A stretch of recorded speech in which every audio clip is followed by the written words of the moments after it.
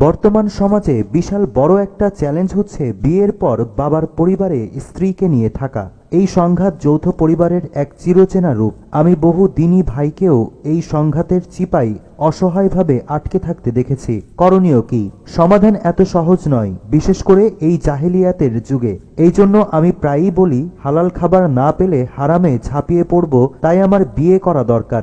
এই টেন্ডেন্সি আপনাকে সাংসারিক জীবনে লম্বা সময় সারভাইভ করতে দিবে না। চিন্তার পরিধি বৃদ্ধি করে যথাসম্ভব প্রস্তুতি নিয়ে তারপর বিয়ে করুন। প্রতিটা মেয়ের কিছু বেসিক চাহিদা থাকে, যেমন উদাহরণস্বরূপ, আমার এমন একটা সংসার হবে যেখানে আমার একটা নিজের ঘর থাকবে যা আমি স্বাধীনভাবে সাজিয়ে নিব। আমার নিজের একটা পাকঘর থাকবে যেখানে আমি আমার ইচ্ছে মতো নিত্য নতুন রেসিপি ট্রাই করতে পারবো। পাছে তেল, চিনি, নুন অপচয়ের খোঁটা দেওয়ার কেউ থাকবে না। একটা প্রাইভেট স্পেস থাকবে যেখানে আমার স্বামী ব্যতীত অন্য কেউ জবাবদিহি চাইতে আসবে না। স্বামীর কাছে যে কোনো ছোটখাটো আবদার বড়সড় করে দাবি করে বসলে পাছে কেউ ন্যাকামো বলে তাচ্ছিল্যের তীর ছুড়বে না। স্বামীর সাথে একান্তে সময় কাটালে বাঁকা চোখে কেউ তাকিয়ে থাকবে না।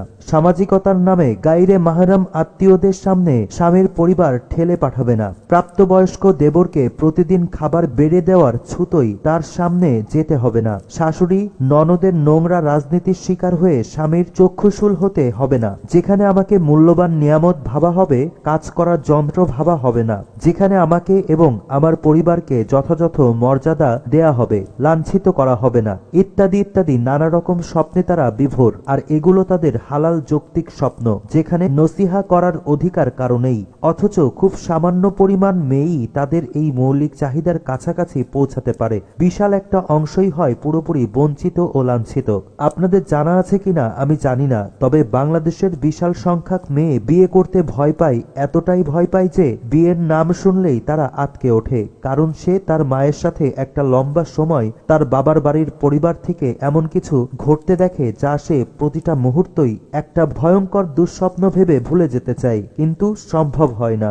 বর্তমান সমাজে বিশাল বড় একটা চ্যালেঞ্জ হচ্ছে বিয়ের পর বাবার পরিবারে স্ত্রীকে নিয়ে থাকা। এই সংঘাত যৌথ পরিবারের এক চিরচেনা রূপ। আমি বহু দিনই ভাইকেও এই সংঘাতের চিপায় অসহায়ভাবে আটকে থাকতে দেখেছি। করণীয় কি? সমাধান এত সহজ নয়, বিশেষ করে এই জাহেলিয়াতের যুগে। এই জন্য আমি প্রায়ই বলি, হালাল খাবার না পেলে হারামে ঝাঁপিয়ে পড়ব, তাই আমার বিয়ে করা দরকার। এই টেন্ডেন্সি আপনাকে সাংসারিক জীবনে লম্বা সময় সারভাইভ করতে দিবে না। চিন্তার পরিধি বৃদ্ধি করে যথাসম্ভব প্রস্তুতি নিয়ে তারপর বিয়ে করুন। প্রতিটা মেয়ের কিছু বেসিক চাহিদা থাকে, যেমন উদাহরণস্বরূপ, আমার এমন একটা সংসার হবে যেখানে আমার একটা নিজের ঘর থাকবে যা আমি স্বাধীনভাবে সাজিয়ে নিব। আমার নিজের একটা পাকঘর থাকবে যেখানে আমি আমার ইচ্ছে মতো নিত্য নতুন রেসিপি ট্রাই করতে পারবো। পাছে তেল, চিনি, নুন অপচয়ের খোঁটা দেওয়ার কেউ থাকবে না।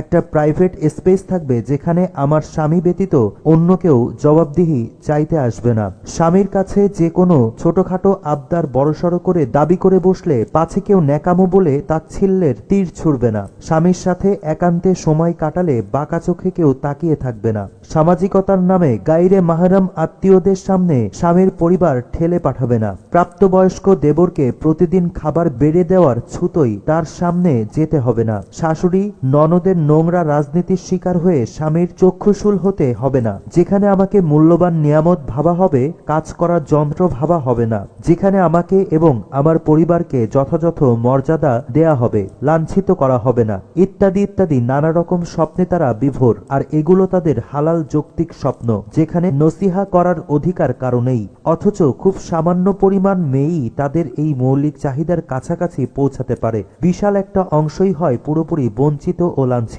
আপনাদের জানা আছে কিনা আমি জানি না, তবে বাংলাদেশের বিশাল সংখ্যক মেয়ে বিয়ে করতে ভয় পায়। এতটাই ভয় পায় যে বিয়ের নাম শুনলেই তারা আটকে ওঠে, কারণ সে তার মায়ের সাথে একটা লম্বা সময় তার বাবার বাড়ির পরিবার থেকে এমন কিছু ঘটতে দেখে যা সে প্রতিটা মুহূর্তই একটা ভয়ঙ্কর